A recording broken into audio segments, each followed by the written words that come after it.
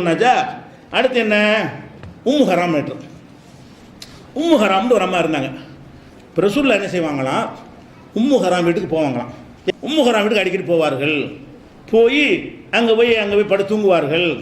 அந்த அம்மா தலையில் பேன் பார்த்து விடும். அந்த வேர்வையெல்லாம் வலிச்சு பாட்டில் பிடிச்சி வச்சுக்கிறோம் அந்த அம்மா, அது நோய் நிவாரத்துக்கு பயன்படுத்திக்கிறோம் அந்த உம்மு ஹராம்ங்கிறவங்க. இப்படிங்கிற மாதிரி ஒரு கருத்துப்பட ஹதீஸ் வந்து புகாரி முஸ்லீம் எல்லா நூலிலும் இடம்பெற்றிருக்கிறது.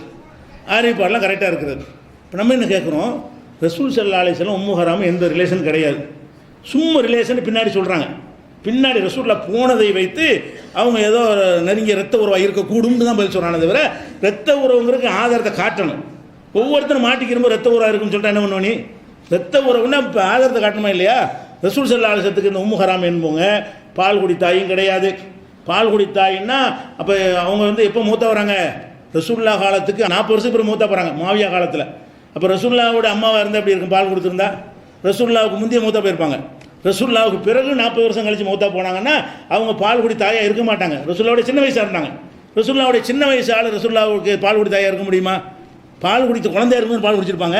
அப்போ ரசூலுல்லாஹ் குழந்தையாக இருக்கும்போது ரசூலுல்லாஹுக்கு பால் கொடுத்தவங்களாக இருந்தால் அந்த அம்மாவுக்கு 70 வயசாக இருக்கணும். இப்போ இந்த சம்பவம் நடக்கும்போது ரசூலுல்லாஹ் 63 வயசுன்னு சொன்னால் அந்த அம்மாவுக்கு 70 வயசாக இருக்கணும். அப்போ என்ன செய்கிறாங்கன்னா அவங்க அந்த வீட்டுக்கு போவாங்க வருவாங்க, சாதாரணமாக தலையிலலாம் பேன் பார்த்து விடும் அந்த அம்மா, அங்கே படுத்து தூங்குவார்கள் அப்படின்னு சொல்லி அடிக்கடி செய்வாங்க. ஒரு தடவை இல்லை, இப்போ தான் செய்வாங்க என்று இந்த ஹதீஸ் இருக்குது. இது புகாரில் இருக்குது, முஸ்லீமில் இருக்குது. அறிவிப்பாடெலாம் கரெக்டாக இருக்கிறாங்க. ஆனால் ரசூலுல்லாஹ் கொண்டு வந்த மார்க்கம் இதை ஏற்றுக்கிறோமா? இப்படி இருந்தால் அன்னைக்கு யூதர்கள் லட்டுங்க, யூதர்களுக்கு இது இப்படி ரசூலுல்லாஹ் போயிருந்தாங்கன்னு வைய, இஸ்லாத்தை ஒழிக்கிற கங்கணம் கட்டிட்டு இருந்தானே, ஒன்றும் இல்லாத ஆயிஷா நாயகி விஷயத்தை ஊதி இப்படி பெருசாக்கினானே, அவனுக்கு இந்த மாதிரி ரசூல் நடந்தாங்கன்னு வைங்க, ஒன்று போதும், இதை அடிச்சு விட்டு ஏன்டா இவர் பின்னாடி போகிறீங்க, பாடுறா எங்கே போய் படுத்து கிடக்காரான்னு சொல்லிக்க மாட்டான். என்ன உறவு உங்களுக்குள்ள, உங்கள் மார்க்கப்படி என்ன உறவு, போகலாமா அப்படின்னு கேட்டிருப்பான். எவனாச்சும் கேட்டானா? அப்படி நடந்திருக்குமே. ஆனால் எவனும் கேட்கல. பொய். ரசூல் ஸல்லல்லாஹு அலைஹி வஸல்லத்தை இழிவுபடுத்துறதுக்காக வேண்டிய, அவங்களுடைய கேரக்டரை டேமேஜ் பண்ணுறதுக்காக வேண்டி இது உண்டாக்கப்பட்டு இருக்கிறது. அவங்களுடைய கேரக்டர் இது நடந்திருக்க முடியாது. எந்த ஒரு ஆணும் எந்த ஒரு பெண்ணோட தனித்திருந்தால் மூன்றாவதாக ஷைத்தான் இருப்பான் சொன்னாங்களா இல்லையா? லா யகுல் ஒன்ன ரஜுலுன் பிம்ராத்தின் இல்லாவுமாக ஷைத்தான். ஒரு ஆணோட ஒரு பெண்ணை தனித்திருந்தால் மூணாவது ஷைத்தான் அங்கே இருப்பாண்டாங்களா இல்லையா? அது அவங்க மீறி இருப்பாங்களா? பார்வையை தாழ்த்தி கொள்ளுங்கன்னு சொன்னவங்க மீறி இருப்பாங்களா? இன்னி லாவு சாஃபி உன்னிசா, பெண்கள் கையை தொடமாட்டேன். பையத்து பண்ணவர், பையத்துக்கு முக்கியமாக தொடணும். உறுதிமொழி வாங்குறதுக்கு, உறுதிமொழி வாங்குற கையை பிடிச்சா தான் உறுதிமொழி ஸ்ட்ராங் ஆகும். அதுக்கே மாட்டேன்ட்டாங்க. பையத்தாருன்னு வாயிலான்னு சொல்லிட்டு போகுது. ஆம்பளைகிட்ட கையை பிடிச்சி உறுதிமொழி வாங்குவேன், பொம்பளைகிட்ட வாயால் மட்டும்தான் வாங்குவேன்னு சொன்ன ரசூல் ஸல்லல்லாஹு அலைஹி வஸல்லம் ஒரு அந்நிய பெண் வீட்டில் போய் படுத்தாங்கன்னு இது சரியான ஹதீஸ் தான். என்ன பதில்னு கேட்டால், அது உறவினராக இருக்கலாம், ரத்த சம்பந்தமாக இருக்கலாம், தூரத்தில் சுற்றி வளைச்சிக்கிட்டு மகரமுறை வரலாம். இதான் பதில்.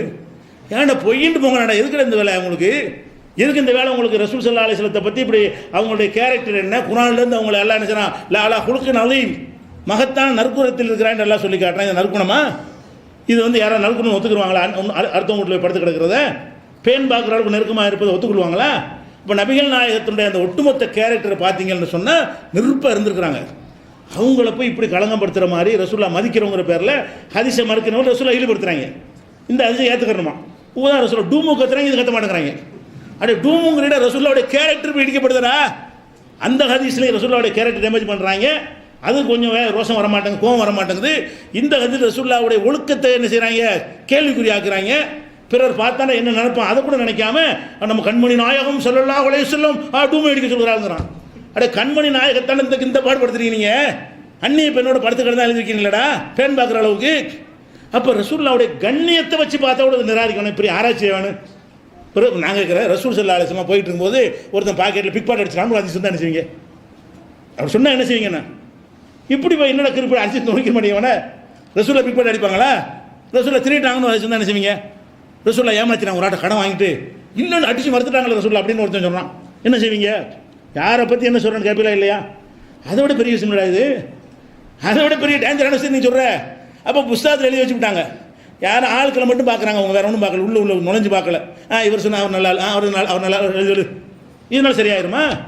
ஷாஃபி இமாம் சொன்ன ஒரு பார்க்குற விஷயத்தை பாரு, மேட்ரு சரியா? அசிங்கத்தான் இல்லை சொல்லுவானா?